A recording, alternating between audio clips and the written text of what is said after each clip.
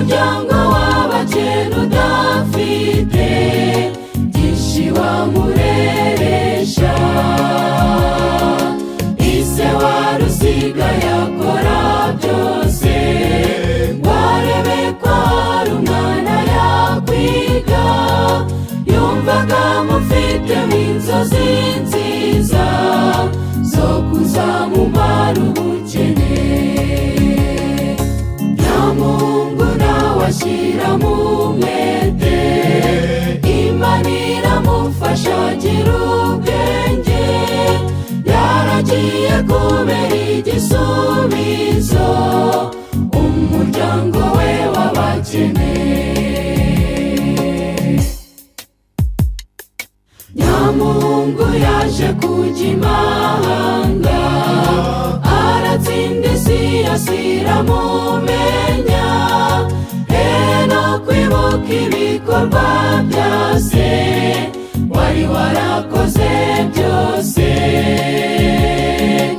Iminsi ishira ubute bavandimwe, umusaza yageza wararwara, maze atekereza umuhungu we wari umuvuzi ukomeye,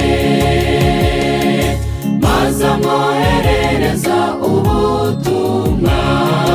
Nyamungu nawe ntiyabwitaho, bidatinze umusaza arasinzira atavuwe n'umuhungu we,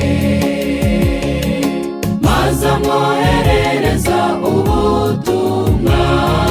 Nyamungu nawe ntiyabwitaho, bidatinze umusaza arasinzira atavuwe n'umuhungu we.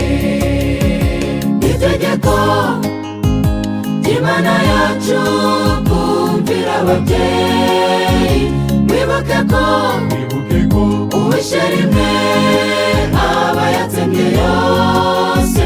Uwavutse wese ajye yumvira ababyeyi, tuzaramire mu gihugu Imana iduha.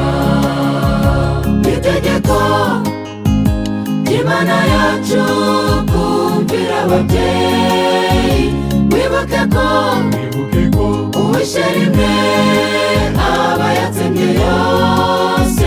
Uwavutse wese ajye yumvira ababyeyi, tuzaramire mu gihugu Imana iduha.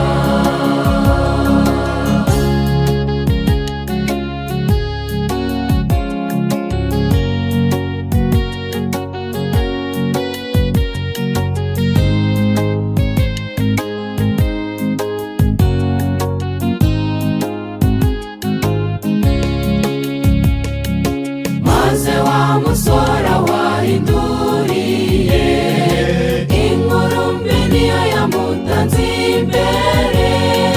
Mbega agahinda yagize bavandimwe kubwo kutumvira umubyeyi we. Itegeko ry'Imana yacu kumvira ababyeyi, wibuke ko uwishe rimwe aba yatsemye yose. Uwavutse wese ajye yumvira ababyeyi, tuzaramire mu gihugu Imana iduha. Itegeko ry'Imana yacu kumvira ababyeyi, wibuke ko uwishe rimwe aba yatsemye yose. Uwavutse wese ajye yumvira ababyeyi, tuzaramire mu gihugu Imana iduha. Tuzaramire mu gihugu Imana iduha. Tuzaramire mu gihugu Imana iduha. Tuzaramire mu gihugu Imana iduha. Tuzaramire mu gihugu Imana iduha. Tuzaramire mu gihugu Imana iduha.